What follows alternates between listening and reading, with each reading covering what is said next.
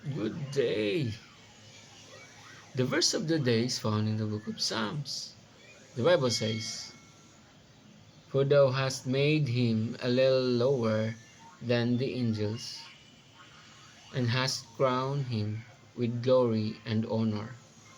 Psalms 8 verse 5. The verse reflects on humanity's unique position in creation, highlighting both our dignity and responsibility. Four things.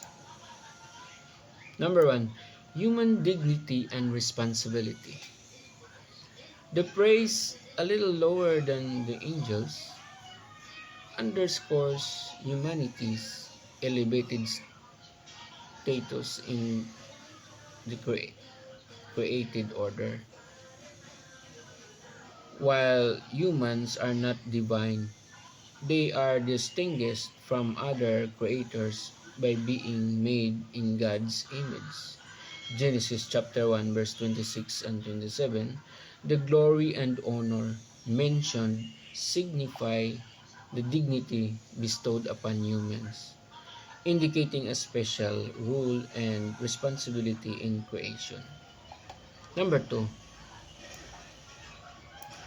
Christological interpretation. In Hebrews chapter 2 verse 7, this verse is applied to Jesus Christ, emphasizing his incarnation. The author of Hebrew notes that Jesus was made a little lower than the angels during his earthly ministry, highlighting his humility and identification with humanity. This act was essential for his redemptive work, as only by becoming human could he serve as a substitute for humanity's sin. Number 3, translation consideration. The Hebrew word Elohim in Psalms chapter 8 verse 5 is traditionally translated as angels in the KJV. However, Elohim is also used to refer to God. Some modern translations render the verse as a little lower than God, reflecting this dual meaning. The choice between angels and God depends on the contextual interpretation and theological emphasis intended by the translators. Number 4, theological implication.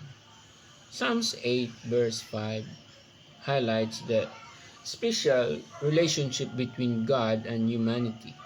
It reminds believers of their inherent worth, and purpose, as well as the responsibility to steward creation and reflect God's image. The verse also points to the humility of Christ, who, despite his divine nature, took on human form to accomplish the work of salvation. Be blessed and read your Bible, because the days is at hand.